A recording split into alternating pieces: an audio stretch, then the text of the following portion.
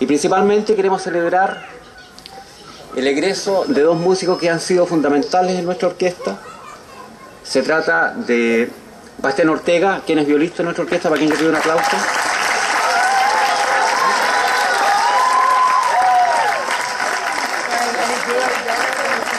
Se trata también de Francisca Marchant, la Panchita.